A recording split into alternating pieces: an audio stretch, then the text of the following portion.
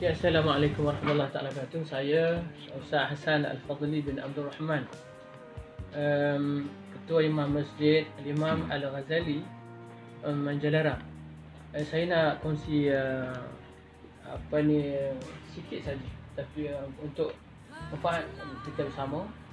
Pengalaman saya terkena ataupun saya dijangkiti COVID yang baru ni pada 29 bulan 4, saya kena kontak rapat dengan bidan masjid saya. Kemudian pada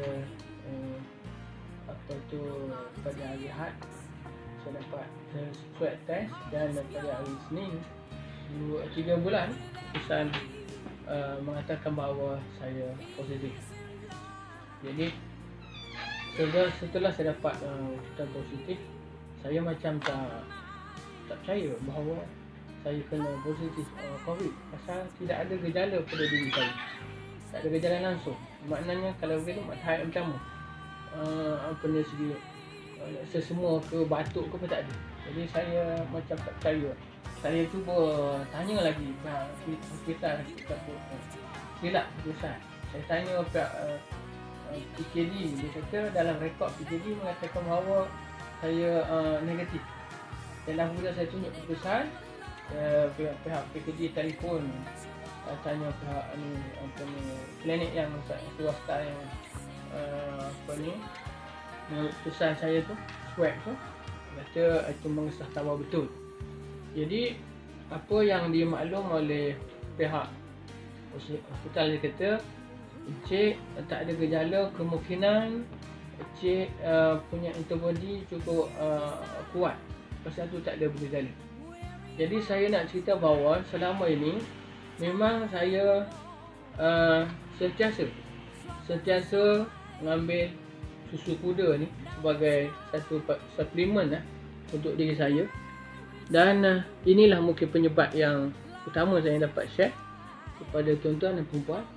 Dia menyebabkan, maknanya walaupun COVID tu kita kena pada orang sihat, tapi dia tidak bergejala. Maknanya daripada pengalaman saya, kontak rapat yang kontak rapat dengan saya semua negatif. Alhamdulillah. Maknanya dengan susu kuda ini boleh memberi antibody kita kuat dan boleh membantu orang lain.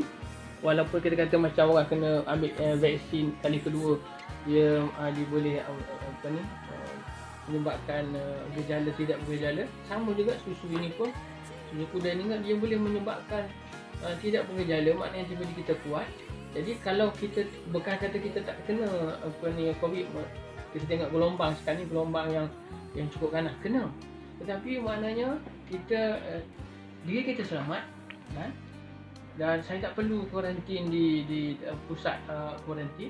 Hanya pihak TKM kata Encik menandakan Encik tidak bergejala, Encik boleh kuarantin di rumah.